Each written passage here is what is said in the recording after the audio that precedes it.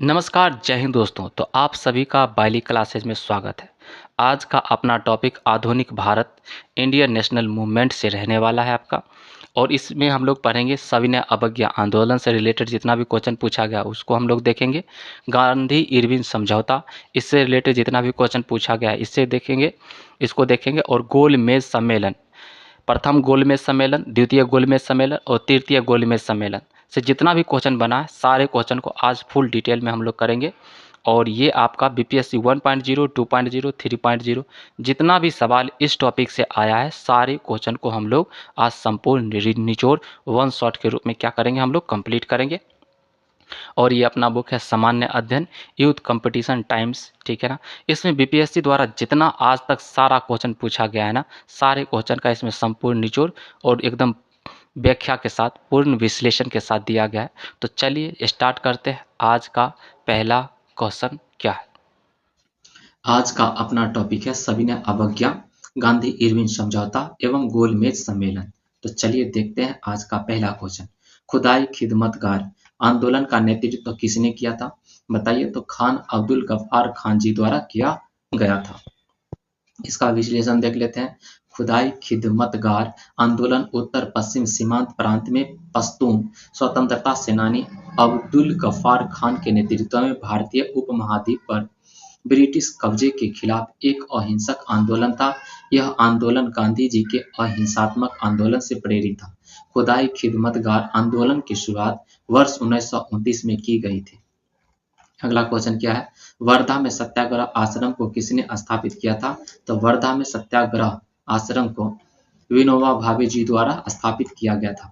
वर्धा में सत्याग्रह आश्रम की स्थापना आचार्य विनोबा भावे ने की थी। सविनय अवज्ञा आंदोलन के बाद के वर्षों में गांधी जी ने यही काफी समय बिताया था। इस आश्रम में बापू का दफ्तर, बापू कुटी, बा कुटी आदि निवास इत्यादि प्रमुख स्थल है। उनका निवास यहीं पर क्या करते थे, वो काफी दिनों तक समय बिताए थे। अगला है 495 नंबर क्वेश्चन।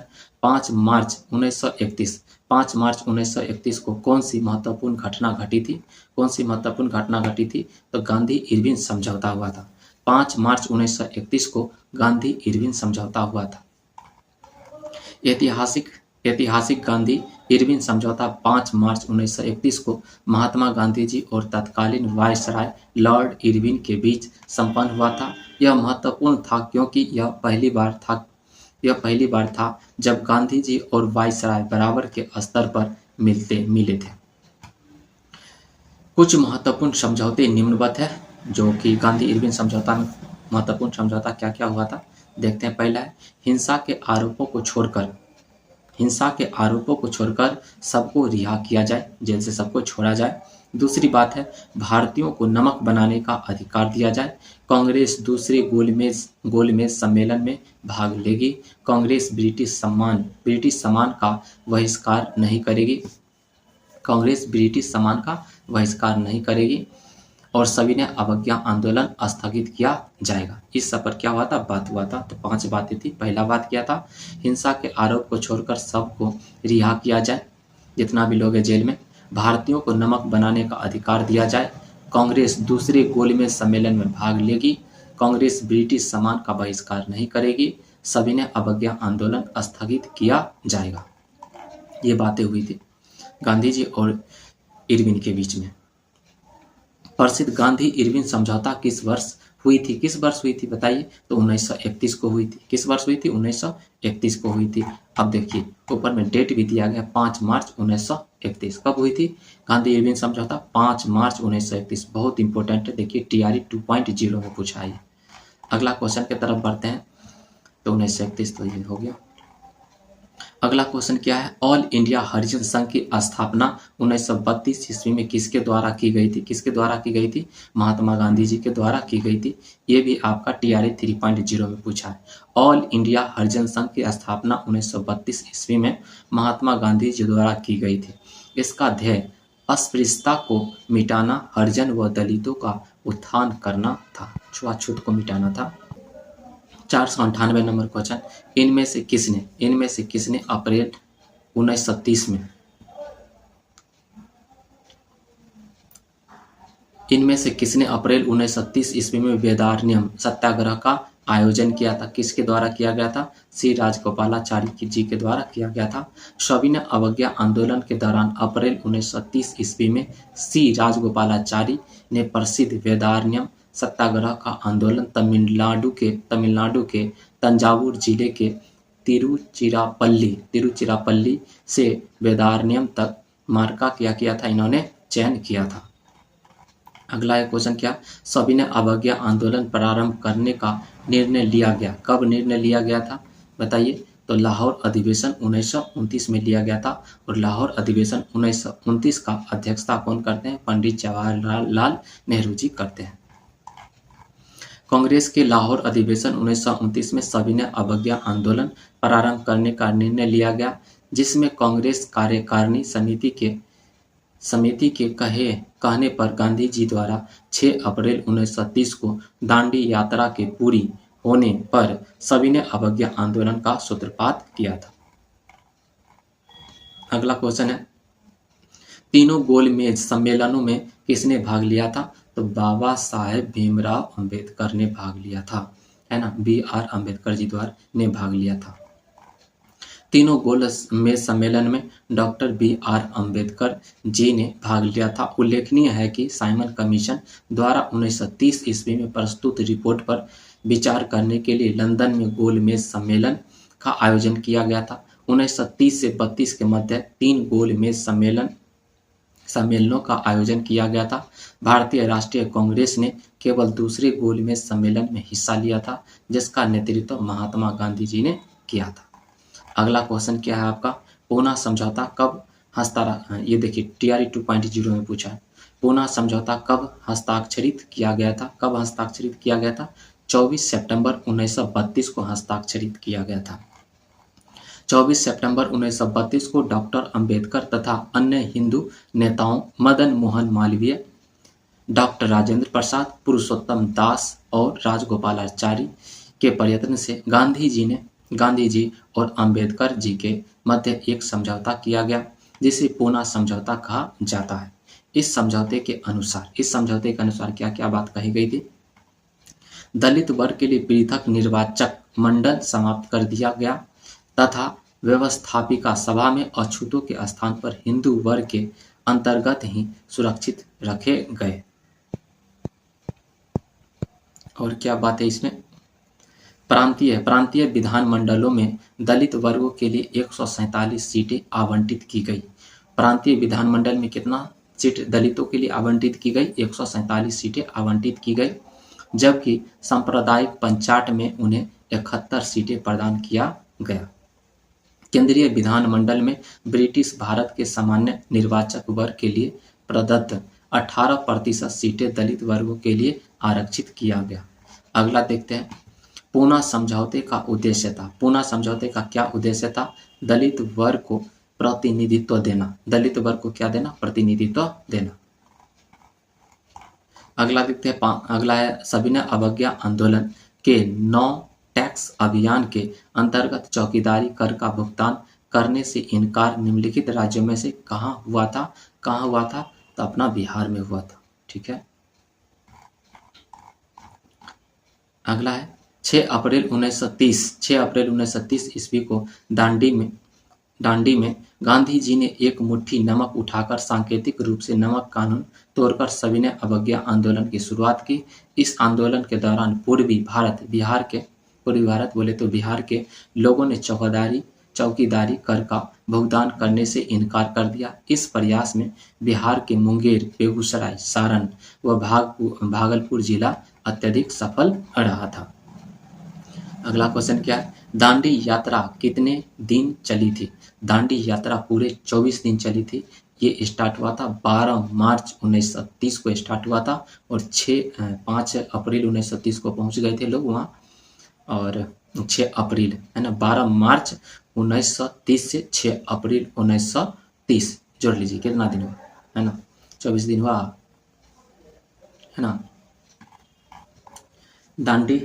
दांडी मार्च, जिसे नमक मार्च के रूप में भी जाना जाता है, यह मार्च गांधी जी के द्वारा 78 लोगों के साथ साबरमती आश्रम से 12 मार्च 12 मार्च 1930 को प्रारंभ किया गया तथा 24 दिन की यात्रा के पश्चात 6 अप्रैल 1930 को दांडी पहुंचकर नमक कानून को भंग किया गया था। अगला क्वेश्चन क्या है, किस अधिनियम के बारे में जवाहरलाल नेहरू जी ने कहा था कि हमें एक ऐसी कार दी गई थी जिसमें सब ब्रेक थे किंतु इंजन ही नहीं था। तो ये बात कही गई थी आपके 1935 के अधिनियम में कही गई थी।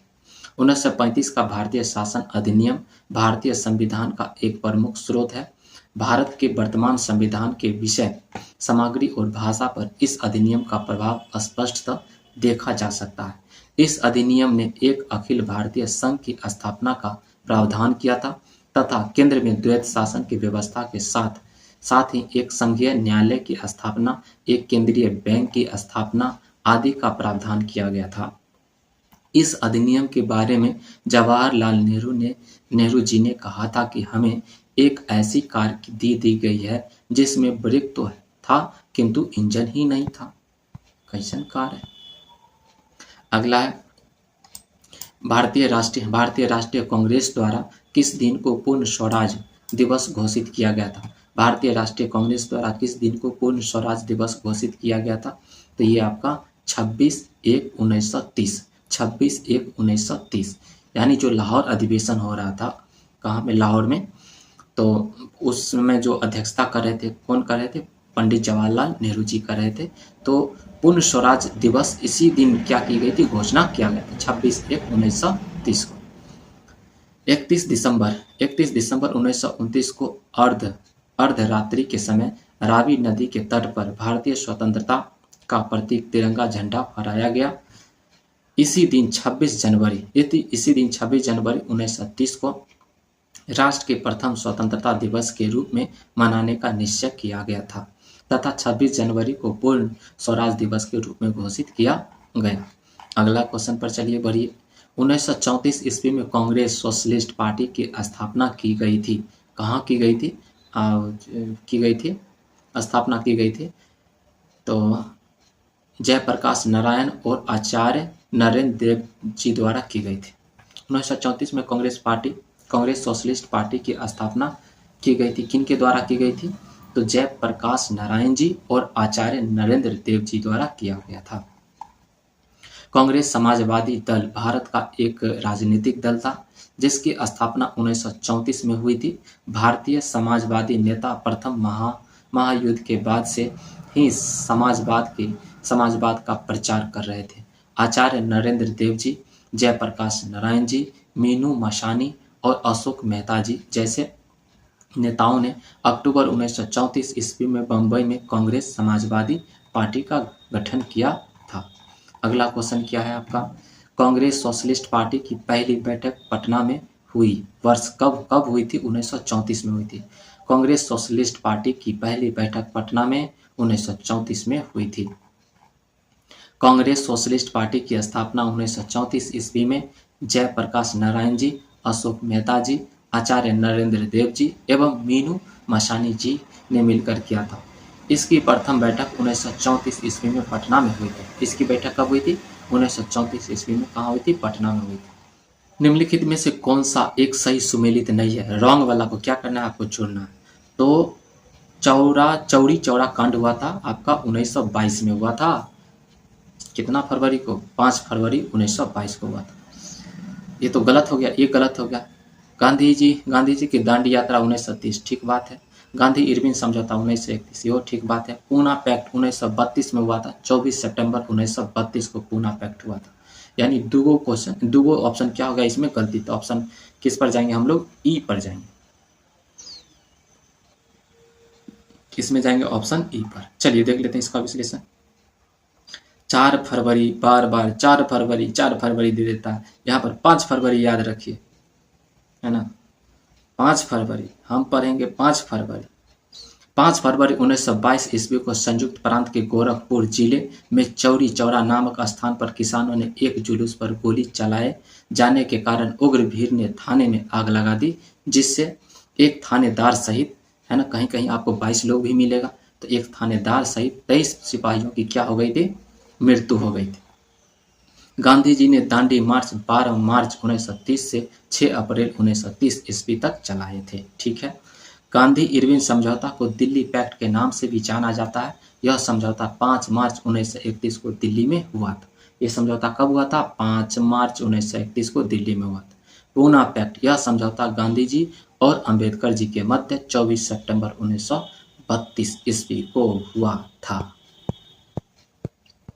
अगला क्वेश्चन, गांधी जी ने सविनय अवज्ञा आंदोलन का आह्वान किया था। कब आह्वान किया था? 1930 में आह्वान किया था। गांधी जी ने 12 मार्च 1930 को गुजरात के अहमदाबाद स्थित साबरमती आश्रम से अपने 78 समर्थकों के साथ दांडी के लिए पद यात्रा आरंभ की तथा 24 दिनों में 240 मील 24 दिनों में कितना? 240 मील की पदयात्रा के पश्चात 5 अप्रैल को दांडी पहुंच गए थे। 6 अप्रैल 1930 को गांधी जी ने समुद्र तट पर नमक बनाकर कानून तोड़ा था। यहीं से सविनय अवज्ञा आंदोलन का शुरुआत हुआ। इसके तहत निम्न कार्यक्रम किए गए। गांव-गांव में नमक कानून तोड़ा गया। छात्र सरकारी स्कूल और कर्मचारी सरकारी दफ्तर छोड़ दिए। उसके बाद विदेशी कपड़ों को जलाया गया। सरकारी सेवाओं, शिक्षा केंद्र एवं उपाधियों का बहिष्कार किया गया। अगला क्वेश्चन पर चलिए। प्रथम गोलमेज परिषद के समय इंग्लैंड के प्रधानमंत्री कौन थे? प्रथम गोलमेज परिषद के समय इंग्लैंड के प्रधानमंत्री कौन थे? इंग्लैंड के प्रधानमंत्री रैमजे मैकडोनाल्ड। प्रथम गोलमेज सम्मेलन 12 नवंबर 1930 से 19 जनवरी 1931 तक लंदन में आयोजित हुआ। तो प्रथम गोलमेज सम्मेलन कब से कब तक चला था? 12 नवंबर 1930 से 19 जनवरी 1931 तक चला था। कहाँ चला था? लंदन में आयोजित हुआ। इस आंदोलन का उद्घाटन ब्रिटेन के सम्राट जॉर्ज पंचम ने किया था तथा अध्यक्षता प्रधानमंत्री रैमजे मैकडोनाल्ड ने की थी। अगला क्वेश्चन पर बढ़िए। सविनय अवज्ञा आंदोलन की असफलता के बाद गांधी जी ने महत्व दिया। गांधी जी ने रचनात्मक कार्यक्रम पर क्या दिया? इन्होंने महत्व दिया। सविनय अवज्ञा आंदोलन के असफलता के बाद गांधी जी ने महत्व दिया, रचनात्मक कार्यक्रम पर महत्व दिया। सविनय अवज्ञा आंदोलन की असफलता के बाद गांधी जी ने रचनात्मक कार्यों पर विशेष महत्व दिया, जैसे हरिजन की उत्थान, जो दलित लोग हैं उनका उत्थान।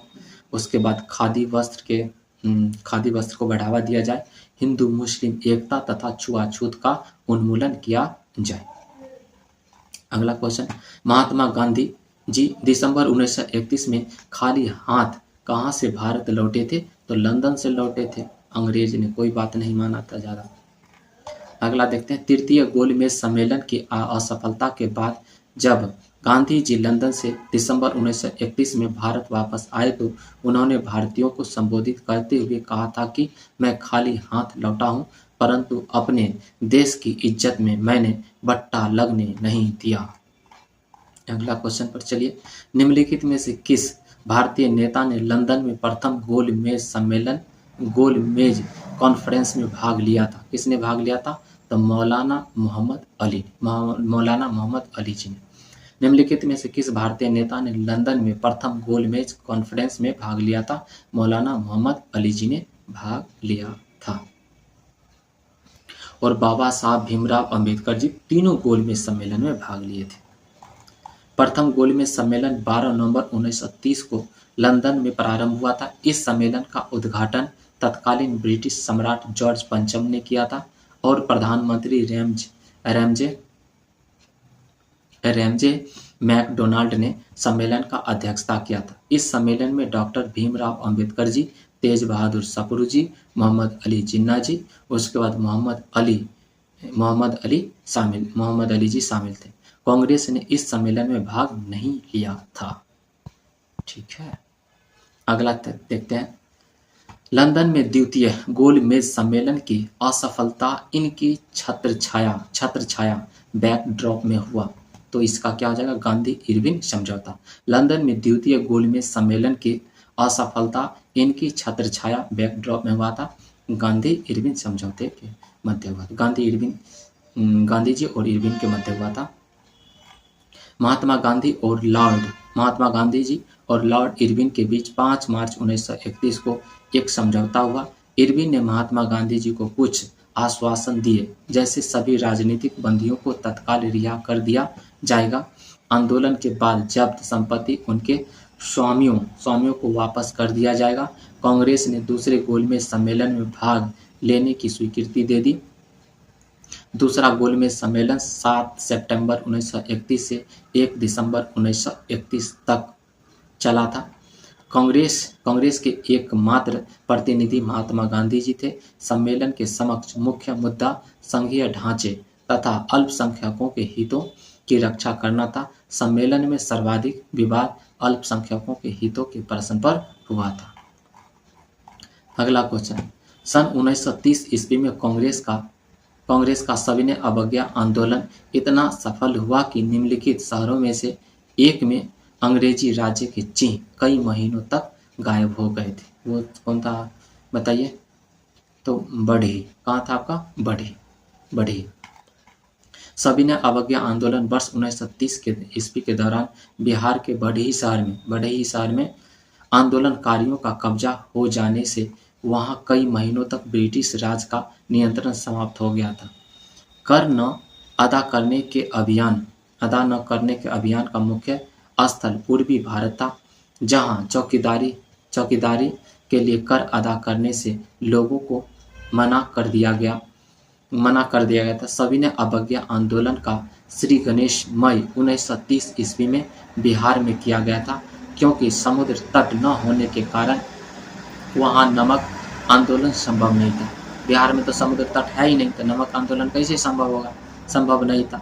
उदाहरण के रूप में मुंगेर, भागलपुर और सारण जिले में कर अदा करने से लोगों को मना कर दिया गया और चौकीदारों को त्यागपत्र देने के लिए प्रेरित किया गया था।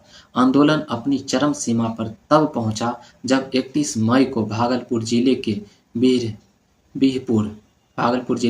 बिहपुर गांव में अपने छीन हुए प्रभाव को पुनः प्रतिष्ठित करने के लिए पुलिस ने कांग्रेस आश्रम को अपने कब्जे में ले लिया, जो राष्ट्रवादी गतिविधियों का मुख्यालय था। पटना से राजेंद्र प्रसाद जी और अब्दुल बारी जी वहां दौरे पर गए तो एक विशाल रैली का आयोजन किया गया था। अगला क्वेश्चन की तरफ बढ़िए। त्रावणकोर में कांग्रेस ने त्रावणकोर राज्य के जिस दीवान की स्वेच्छाचारी सरकार के विरुद्ध सविनय अवज्ञा आंदोलन प्रारंभ किया था, वे थे कौन थे? तो सीपी रामास्वामी अय्यर जी थे। त्रावणकोर के स्वेच्छाचारी दीवान सीपी रामास्वामी अय्यर जी के विरुद्ध कांग्रेस ने सविनय अवज्ञा आंदोलन शुरू किया था। भारत की आज़ादी सुनिश्चित हो जाने के बाद भी हैदराबाद, भोपाल, त्रावणकोर जैसे रियासतों के दीवान या महत्वाकांक्षी शासक पहले की भांति स्वेच्छाचारी बने रहने की सपना देख रहे थे। वर्ष 1946 से 47 के मध्य जिन राजवारों का विलय भारत में हुआ, उसका श्रेय सरदार वल्लभ भाई पटेल जी को जाता है तथा वीपी मेनन जी को दिया जाता है। चलिए अगला क्वेश्चन तरफ बढ़ते हैं हम लोग। गांधी इरविन समझौते के हस्ताक्षरित होने से किसने महत्वपूर्ण भूमिका निभाई? गांधी इरविन समझौते के हस्ताक्षरित होने में किसने महत्वपूर्ण भूमिका निभाई? तेज बहादुर सप्रू जी ने महत्वपूर्ण भूमिका निभाई। गांधी जी द्वारा चलाया गया सविनय अवज्ञा आंदोलन के कारण देश चारों ओर सरकार विरोधी प्रदर्शनों की बाढ़ आ गई। इसलिए वायसराय इरविन ने तेज बहादुर सप्रू तथा M.R. जयकर को कांग्रेस एवं सरकार के मध्य शांति स्थापित करने की संभावनाओं का पता करने के लिए कहा। इसी उद्देश्य के लिए जवाहरलाल नेहरू जी तथा मोतीलाल नेहरू जी को गांधी जी से मिलने के लिए यरवदा जेल भेजा गया, जिससे वे लोग गांधी जी के साथ समझौते के ऊपर विचार विमर्श कर सके। व्यापक विचार विमर्श के बाद कांग्रेस कार्यकारिणी ने गांधी जी को वायसराय से बातचीत आरंभ करने की अधिकृत किया, बात करने के लिए मान गया। इस प्रकार गांधी जी और इरविन ने 5 मार्च 1931 को 5 मार्च 1931 को समझौता किए, ठीक है ना। गांधी जी और इरविन के बीच में समझौता कब होता है? 5 मार्च 1931 को समझौता होता है। इसी समझौते से गांधी जी लंदन में आयोजित द्वितीय गोलमेज में कांग्रेस का नेतृत्व किए थे। कब कब किए थे? दूसरा गोलमेज सम्मेलन का नेतृत्व किए थे। कहाँ पे? लंदन में। अगला क्वेश्चन की तरफ बढ़िए। निम्नलिखित में से कौन सा गोलमेज सम्मेलन 1932 में हुआ था? 1932 में आपका तीसरा गोलमेज सम्मेलन हुआ था। साइमन आयोग की रिपोर्ट पर विचार हेतु लंदन में कुल 3 गोलमेज सम्मेलन आयोजित किए गए, जिसमें से प्रथम गोलमेज सम्मेलन 12 नवंबर 1930 को, याद रखिए, प्रथम गोलमेज सम्मेलन कब हुआ था? 12 नवंबर 1930 से 19 जनवरी 1931 तक चला था, ठीक है। तो 12 नवंबर 1930 से 19 जनवरी 1931 तक चला था। द्वितीय गोलमेज सम्मेलन आपका 7 सितंबर 1931 से 1 दिसंबर 1931 तक चला था। उसके बाद तृतीय गोलमेज सम्मेलन आपका 17 नवंबर 1932 से 24 दिसंबर 1932 तक चला था। बहुत इंपॉर्टेंट है। अगला क्वेश्चन, 1929 में खुदाई खिदमतगार को किसने संगठित किया था? किसने संगठित किया था? अबुल गफ्फार खान जी द्वारा संगठित किया गया था। खुदाई खिदमतगार अथवा लाल कुर्ती दल का गठन वर्ष 1929 में खान अबुल गफ्फार खान ने की थी। इस संगठन ने सविनय अवज्ञा आंदोलन में सक्रिय भूमिका का निर्वहन किया था। ये सीमांत गांधी के नाम से भी जाने जाते हैं। तो खान अब्दुल गफ्फार खान को सीमांत गांधी के नाम से भी जाना जाता है। अगला देखते हैं, सीमांत गांधी जी के नाम से कौन जाने जाते हैं? तो अबुल गफ्फार खान जी जाने जाते हैं। अगला क्वेश्चन की तरफ बढ़िए। गांधी जी के नमक सत्याग्रह का एकमात्र उद्देश्य क्या था? क्या था उद्देश्य, बताइए। उद्देश्य था नमक कानून को निरस्त करना, सही बात। सरकार को सत्ता की कटौती, यह बात सही। आम लोगों के लिए आर्थिक राहत, यह बात सही। भारत के लिए पूर्ण स्वराज, यह बात सही, ठीक है। ये ऑप्शन सही होगा। सविनय अवज्ञा आंदोलन का प्रस्ताव दिसंबर 1929 में लाहौर में कांग्रेस के अधिवेशन में क्या हुआ था? पारित हुआ था। और लाहौर कांग्रेस अधिवेशन में पंडित जवाहरलाल नेहरू जी अध्यक्षता कर रहे थे, जिसके अध्यक्ष कौन थे? पंडित जवाहरलाल नेहरू जी थे। इसी अधिवेशन में पूर्ण स्वराज का प्रस्ताव पारित हुआ था। 26 जनवरी को स्वाधीनता दिवस मनाने का फैसला हुआ। कांग्रेस के नेताओं द्वारा प्रांतीय विधायिका से त्यागपत्र दिए गए। उधर गुजरात में नमक कानून के विरुद्ध सत्याग्रह आरंभ हुआ। 12 मार्च 1930 को गांधी जी की दांडी यात्रा आरंभ हुई और 6 अप्रैल को उन्होंने नमक कानून का उल्लंघन कर सत्याग्रह आरंभ किया। अगला क्वेश्चन की तरफ बढ़िए। भारतीय राष्ट्रीय कांग्रेस ने किस गोलमेज सम्मेलन में भाग नहीं लिया था? तो प्रथम में भी भाग नहीं लिया था और तीसरा में भी भाग नहीं लिया था। गोलमेज सम्मेलन दूसरा में क्या किए थे? ये लोग भाग लिए थे। तो इसमें से क्या हो जाएगा? ऑप्शन ई हो जाएगा। महात्मा गांधी जी ने अपने पत्र यंग इंडिया के माध्यम से वायसराय लॉर्ड इरविन व ब्रिटिश प्रधानमंत्री रैमजे मैकडोनाल्ड के सम्मुख 31 जनवरी 1931 ईस्वी को 11 सूत्री मांगे रखी। वायसराय इरविन द्वारा यह मांगे न स्वीकार करने पर गांधी जी ने दांडी यात्रा कर सविनय अवज्ञा आंदोलन की शुरुआत की। इसी समय साइमन कमीशन की रिपोर्ट प्रस्तुत किए जाने से 3 गोलमेज सम्मेलन का आयोजन किया गया, जिसमें प्रथम गोलमेज सम्मेलन 1930 में कांग्रेस ने भाग नहीं लिया। इसी गोलमेज सम्मेलन में उदारवादी दल, मुस्लिम लीग, हिंदू महासभा, दलित वर्ग आदि के प्रतिनिधि शामिल थे। महात्मा गांधी जी व वायसराय इरविन के मध्य 5 मार्च 1931 ईस्वी को एक समझौता हुआ, जिसे गांधी इरविन समझौता के नाम से जाना जाता है। इस समझौते के फलस्वरूप कांग्रेस ने अपनी तरफ से सविनय अवज्ञा आंदोलन समाप्त करने की घोषणा की तथा महात्मा गांधी जी द्वितीय गोलमेज सम्मेलन 1931 में भाग लेने के लिए तैयार हुए। तृतीय गोलमेज सम्मेलन 1932 में होता है। कांग्रेस द्वारा लंदन में बहिष्कार के फलस्वरूप असफल रहा। कांग्रेस द्वारा लंदन में बहिष्कार के फलस्वरूप क्या रहा? ये असफल रहा, है ना। इस प्रकार से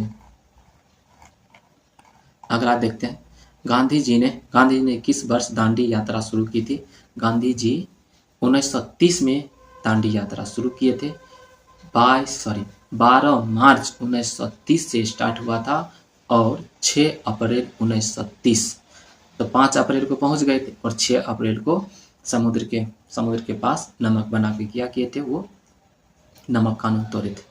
देखते हैं, महात्मा गांधी जी ने अंग्रेजों के नमक कानून के विरोध में 12 मार्च 1930 को अहमदाबाद के साबरमती आश्रम से दांडी मार्च की शुरुआत 24 दिन तक चलने वाली लंबी यात्रा के बाद 6 अप्रैल 1930 को दांडी पहुंचकर महात्मा गांधी जी ने गैर कानूनी तरीके से नमक बनाकर नमक कानून को तोड़ा था। अगला क्वेश्चन की तरफ बढ़िए। 1930 में महात्मा गांधी जी ने सविनय अवज्ञा आंदोलन कहाँ से प्रारंभ किया था? तो दांडी से प्रारंभ किया था। अगला देखते हैं, सविनय अवज्ञा आंदोलन किसने प्रारंभ किया था? बताइए। महात्मा गांधी जी द्वारा प्रारंभ किया गया था। भागलपुर में नमक सत्याग्रह का नेतृत्व किसने किया था? बताइए। तो महादेवलाल सराफ। भागलपुर में नमक सत्याग्रह का नेतृत्व किसने किया था? महादेवलाल सराफ ने किया था। भागलपुर में नमक सत्याग्रह का नेतृत्व महादेवलाल सराफ ने किया था। सराफ गांधी जी के विचारों से काफी प्रभावित थे। इन्होंने भागलपुर में 1930 ईस्वी में नमक सत्याग्रह का आयोजन किया था। अगला देखते हैं क्वेश्चन, साइमन कमीशन को किसकी अध्यक्षता में नियुक्त किया गया था? तो sir John Simon. Simon commission को किसकी अध्यक्षता में नियुक्त किया गया था? Sir John Simon. Simon commission की नियुक्ति सर जॉन साइमन की अध्यक्षता में 8 नवंबर 1927 को भारत में संवैधानिक सुधारों के अध्ययन के लिए किया गया था। इस आयोजन के 7 सदस्य क्रमशः sir John Simon, Clement Attlee, Harry Levy Lawson, Edward Cadogan, उसके वारनोन हार्टसोन, उसके बाद जॉर्ज लेन फॉक्स तथा डोनाल्ड हार्वर्ड ने किया था। अगला क्वेश्चन पर बढ़िए।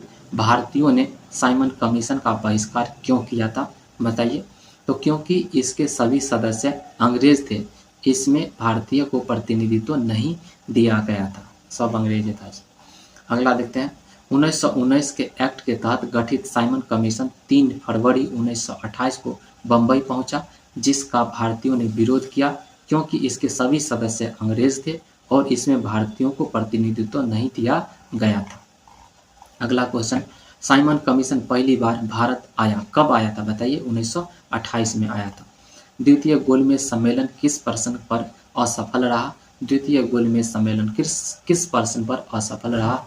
तो सांप्रदायिक प्रतिनिधित्व के नाम पर ही क्या रहा? असफल रहा। इसका विश्लेषण देख लेते हैं। दूसरा गोलमेज सम्मेलन 1931 सांप्रदायिक नेतृत्व के प्रश्न पर भी सफल हो गया। ब्रिटिश प्रधानमंत्री रैमजे मैकडोनाल्ड ने यह घोषणा की कि यदि कोई सर्वसम्मान समाधान प्रस्तुत नहीं किया गया तो ब्रिटिश सरकार को अपनी काम चलाओ योजना कार्यान्वित करनी होगी, क्योंकि इस तरह की कोई योजना प्रस्तुत नहीं की गई। अतः 16 अगस्त 1932 को मैकडोनाल्ड ने अपने निर्णय की घोषणा की, जिसे सांप्रदायिक निर्णय या मैकडोनाल्ड निर्णय कहते हैं। अगला क्वेश्चन, बेगूसराय में चौकीदारी कर के विरुद्ध आंदोलन का एक हिस्सा था। बताइए कौन था? सविनय अवज्ञा आंदोलन का एक हिस्सा। बेगूसराय में चौकीदार कर के विरुद्ध आंदोलन एक हिस्सा था। सविनय अवज्ञा आंदोलन का एक हिस्सा था। देखते हैं इसका विश्लेषण। सविनय अवज्ञा आंदोलन के समय जब देश के समुद्र के तटवर्ती लोग नमक बनाकर अपना विरोध प्रकट कर रहे थे, तो बिहार के लोगों ने अपना विरोध व्यक्त करने के लिए चौकीदारों को कर देना बंद कर दिया। यहाँ तो बिहार में था नहीं, समुद्र कहाँ है? बिहार में था नहीं, तो इन्होंने यहाँ पर क्या कर दिया? लोगों ने चौकीदारों को कर देना बंद कर दिया। बिहार के पास कोई समुद्र तट न होने के कारण सविनय अवज्ञा आंदोलन के समय नमक बनाना संभव नहीं था, जिसके परिणाम स्वरूप यहाँ की जनता को ने चौकीदार कर के विरुद्ध अपना आक्रोश व्यक्त कर आंदोलन में अपनी भागीदारी दर्ज कराई। अगला क्वेश्चन की तरफ बढ़िए। सांप्रदायिक अवार्ड एवं पूना पैक्ट में क्रमशः दलित वर्ग के लिए कितनी सीटें दी गई? कितनी सीटें दी गई थी? क्रमशः 71 व 147। 71 व 147। द्वितीय गोलमेज सम्मेलन में विभिन्न सांप्रदायिक एवं दलित वर्गों के लिए पृथक निर्वाचक मंडल के विषय पर कोई सहमति नहीं हो सकी। अतः सम्मेलन ने इस समस्या के निदान हेतु ब्रिटिश प्रधानमंत्री रैमजे मैकडोनाल्ड को प्राधिकृत किया था। तदनुसार 16 अगस्त 1932 को रैमजे मैकडोनाल्ड ने अपने सांप्रदायिक अधिनिर्णय की घोषणा की। इसके अनुसार मुसलमान, यूरोपीय तथा सिख मतदाताओं के साथ साथ दलित वर्गों के लिए भी पृथक निर्वाचन मंडल का प्रावधान था। इसके विरोध में गांधी जी ने आमरण अनशन प्रारंभ कर दिया।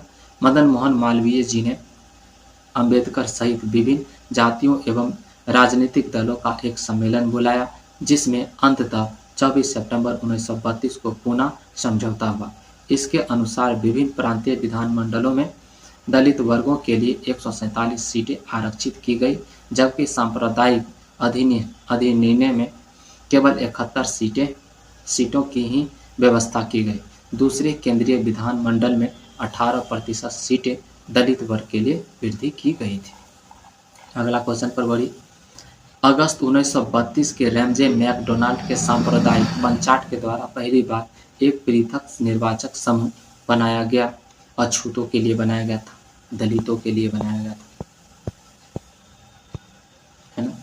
अगला देखते हैं, कम्युनल अवार्ड किसके द्वारा प्रस्तुत किया गया? कम्युनल अवार्ड किसके द्वारा प्रस्तुत किया गया था?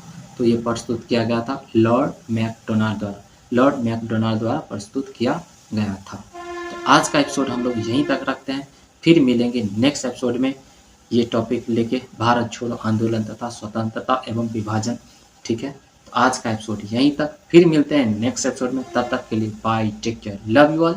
मस्त रहिए, स्वस्थ रहिए, रिवीजन कीजिए। ठीक है, टेलीग्राम पर सारा जितना भी है ना पढ़ाया गया, सारा इस पे PDF दिया गया, आप जाके वहाँ से डाउनलोड कर सकते हैं और रिवीजन कर सकते हैं।